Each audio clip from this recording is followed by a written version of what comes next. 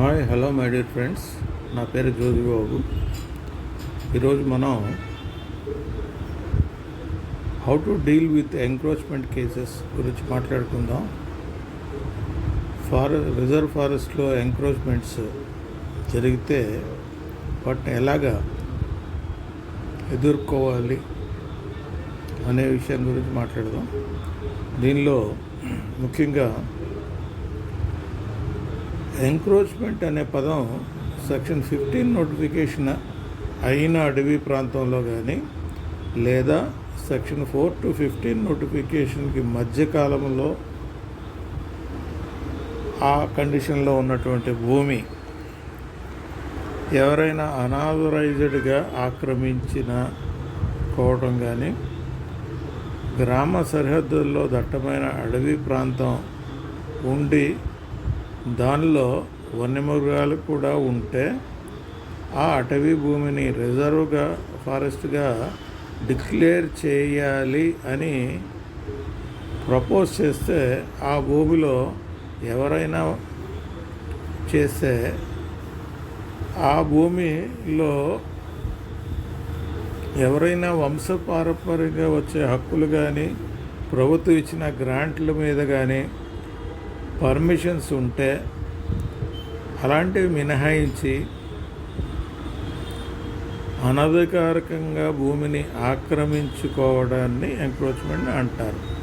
ఈ ఎంక్రోచ్మెంట్ అంటే ఈ రకంగా మనం ఎక్స్ప్లెయిన్ చేయొచ్చు. రిజర్వ్ ఫారెస్ట్లో కానీ, అంటే సెక్షన్ 15 నోటిఫికేషన్ అయిన రిజర్వ్ ఫారెస్ట్లో కానీ, లేదా సెక్షన్ 4 to 15 నోటిఫికేషన్ మధ్యకాలంలో ఉన్నటువంటి ఆ అటవీ భూమి, లేదా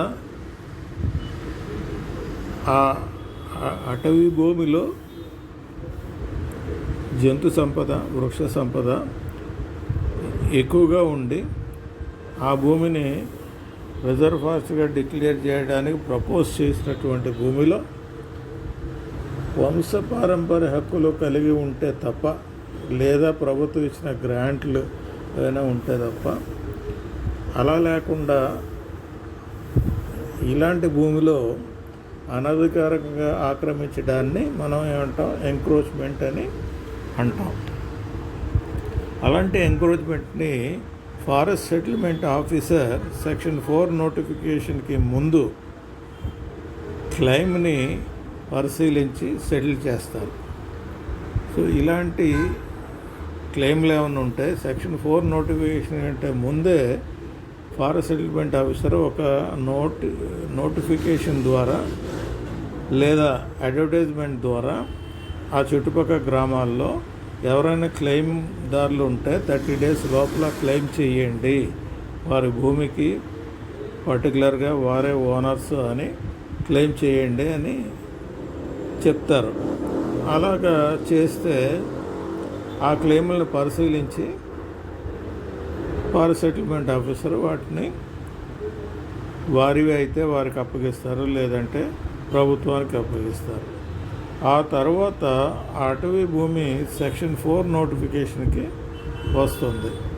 అలాంటి భూమిలో ఎవరు అనాథరైజ్డ్గా ఆక్యుపై చెయ్యరాదు అని సెక్షన్ 4A చెప్పబడింది. ఈ సెక్షన్ 4 నోటిఫికేషన్ అయినటువంటి ల్యాండ్ని రిజర్వ్ ల్యాండ్ అని అంటాం. ఈ రిజర్వ్ ఫారెస్ట్ కాకుండా సెక్షన్ 4 నోటిఫికేషన్ అయితే దాన్ని రిజర్వ్ ల్యాండ్ అంటాం. సో ఈ రిజర్వ్ ల్యాండ్ని కూడా వీటికి కూడా కేరెన్స్తో డిమార్కేట్ చేసి ఉంచాలి. అలాగా ఆ కేరెన్స్ మీద RL/1/2/3 అలాగా నెంబరింగ్ చేయాలి. ఒకవేళ సెక్షన్ 4 నుండి సెక్షన్ 15 నోటిఫికేషన్కి మధ్యకాలంలో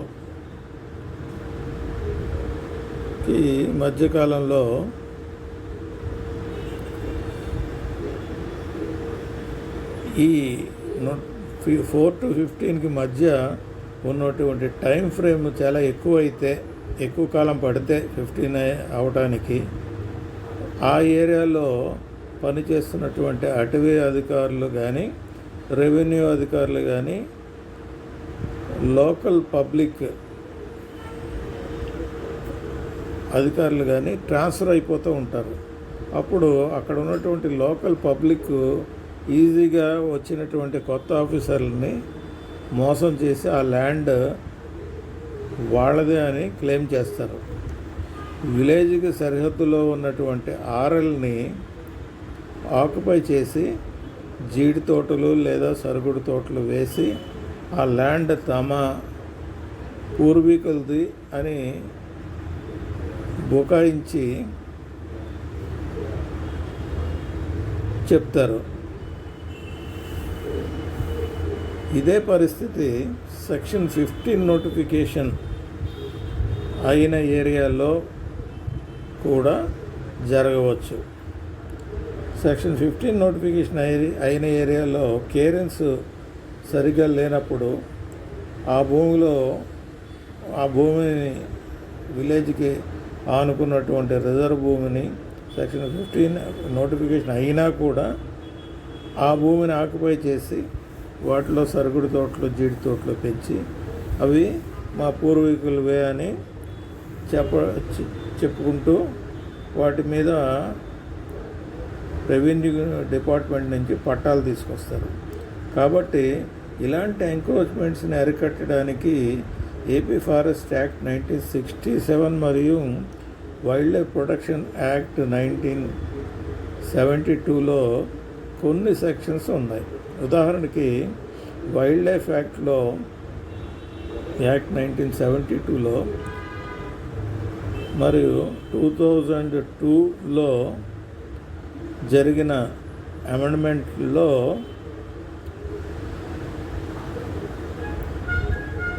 కొత్త సెక్షన్స్ చేర్చబడ్డాయి. అవి ఏంటంటే 34A ప్రిన్సిపల్ యాక్ట్లో అది 34 ఉంటుంది. దానికి 34Aగా కొత్త సెక్షన్ యాడ్ చేయడం జరిగింది. Power to removal of encroachments. ఈ 34A ఏం చెప్తుందో చూద్దాం రండి. అసిస్టెంట్ కన్జర్వేటర్ ఆఫ్ ఫారెస్ట్ హోదాకి తక్కువ కాని ఫారెస్ట్ అధికారి ఈ యాక్ట్ ప్రకారం శాంక్చురీస్లో కానీ, నేషనల్ పార్క్స్లో కానీ అనాథరైజ్డ్గా రూల్స్కి వ్యతిరేకంగా ప్రభుత్వ భూమిని ఆక్రమించినచో ఆ వ్యక్తిపై క్రింది చర్యలు చేపట్టవచ్చును. ఇది 34Aలో సబ్ క్లాజ్ ఏ చెప్తుంది. ఏమని? నేషనల్ పార్క్లో కానీ లేదా శాంక్చురీస్లో కానీ ప్రభుత్వ భూమి ఆక్రమించో అటు వ్యక్తులపై చర్య చేపట్టవచ్చు. బి ఏం చెప్తుంది? సబ్ క్లాస్ బి, DCF హోదాకి తక్కువ కానీ అటవీ అధికారి శాంక్చురీస్లో కానీ నేషనల్ పార్క్స్లో కానీ అనాథరైజ్డ్గా కట్టడాలు లేదా బిల్డింగ్స్ని రిమూవ్ చేయవచ్చును. ఆ పవర్స్, బిల్డింగ్స్ రిమూవ్ చేసే పవర్స్ ఎవరికి ఉన్నాయి? DCF హోదా కలిగినటువంటి ఫారెస్ట్ అధికారికి ఉంది. ఈ విధంగా ఎఫెక్ట్ అయిన పర్సన్స్ తమ వాదనల్ని వినిపించిన తరువాత నిర్ణయం తీసుకోవచ్చును. ఎవరు నిర్ణయం తీసుకోవచ్చు? ఆథరైజ్డ్ ఆఫీసర్ నిర్ణయం తీసుకోవచ్చు. సెక్షన్ 23 సబ్ క్లాస్ 1లో forest officer not below the rank of range officer కానీ లేదా police officer not below the rank of sub inspector కానీ లేదా revenue officer not below the rank of a deputy tahsildar కానీ can evict any person who encroaches the forest land. ఈ forest ల్యాండ్ని occupy చేసిన any పర్సన్ని evict చేసే అధికారాలు ఈ ముగ్గురికి ఉన్నాయి. రేంజ్ ఆఫీసర్ హోదా కన్నా తక్కువ కాని అధికారి, అలాగే సబ్ ఇన్స్పెక్టర్ హోదా కన్నా తక్కువ కాని పోలీస్ అధికారి, అలాగే డిప్యూటీ తహసీల్దార్ హోదా కన్నా తక్కువ కానీ రెవెన్యూ అధికారికి ఈ ఫారెస్ట్ ల్యాండ్లో ఉన్నటువంటి ఎంక్రోచ్మెంట్స్ని తొలగించి ఆ భూమిని మళ్ళీ ఫారెస్ట్లో కలిపే అధికారం ఇచ్చింది. ఓకే ఫ్రెండ్స్, చూశారు కదా, ఈ రకంగా మనం ఎవిక్షన్ ఆఫ్ ఎంక్రోచ్మెంట్స్ గురించి తెలుసుకుందాం. ఇంకో కొత్త టాపిక్తో మళ్ళీ మీ ముందుకు వస్తాను. Thank you very much. Thank you for listening to me. Thank you.